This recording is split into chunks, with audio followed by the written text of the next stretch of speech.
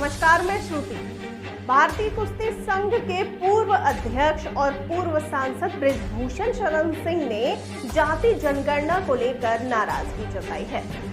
बृजभूषण शरण सिंह ने बिहार के औरंगाबाद में एक सवाल के जवाब में कहा कि जातीय जनगणना के बाद बम फूटेगा और सवर्ण आसमान में चले जाएंगे।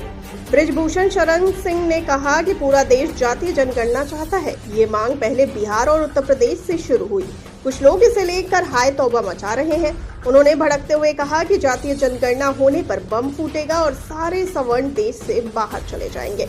हमारे लिए अलग देश बनेगा, हम आसमान में चले जाएंगे। साथ ही उन्होंने कहा कि मुझे राजपूत का नेता नहीं मानिए, इससे उन्हें दुख होता है। वे सर्व समाज की बात करते हैं और सर्व समाज के नेता हैं।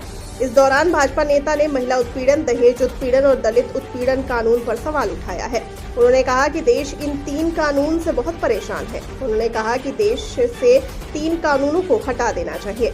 अपने ऊपर लगे यौन शोषण के आरोपों पर प्रतिक्रिया देते हुए उन्होंने कहा कि दहेज उत्पीड़न, SC/ST और यौन उत्पीड़न जैसे कानून तो बनाए गए थे संबंधित लोगों के संरक्षण के लिए, मगर वही लोग अब अपने विरोधियों को परास्त करने के लिए इन कानूनों का दुरुपयोग करने लगे हैं, जो कि पूरी तरह से अनुचित है।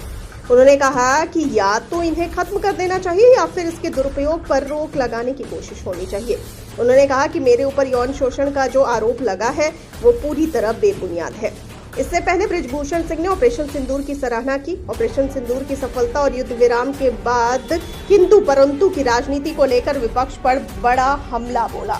ऑपरेशन सिंदूर देश के लिए गर्व की बात है। इसे लेकर सारे दलों के नेताओं ने सरकार का साथ दिया था। इसे लेकर किसी तरह की किंतु परंतु की राजनीति नहीं होनी चाहिए थी, लेकिन युद्ध विराम के बाद अमेरिकी राष्ट्रपति डोनाल्ड ट्रंप की रोज बयानबाजी को लेकर किंतु परंतु की राजनीति की जा रही है।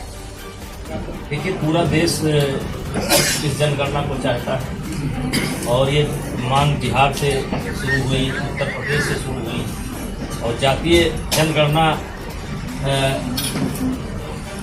ऐसा लगता है कि कोई बम फूटेगा, इस जनगणना के बाद बम फूटेगा और कुछ लोग इस देश से चले जाएंगे। इसको इस प्रकार से हुआ बना करके काम किया जा रहा है और सबकी मांग थी, केंद्र सरकार करा रही है, देखा जाएगा कौन सा बम फूटेगा।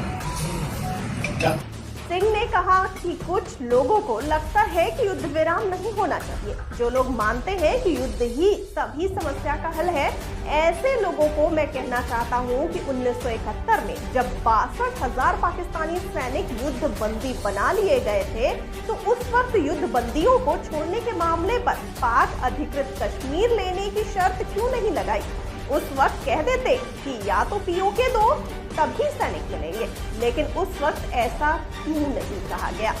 आपका इस पर क्या कहना है? अपनी राय में बताइए कमेंट सेक्शन में और जाते जाते इस वाली वीडियो को कर दीजिए लाइक और शेयर और चैनल को सब्सक्राइब करना बिल्कुल न भूलिए। मुझे दीजिए इजाजत, नमस्कार।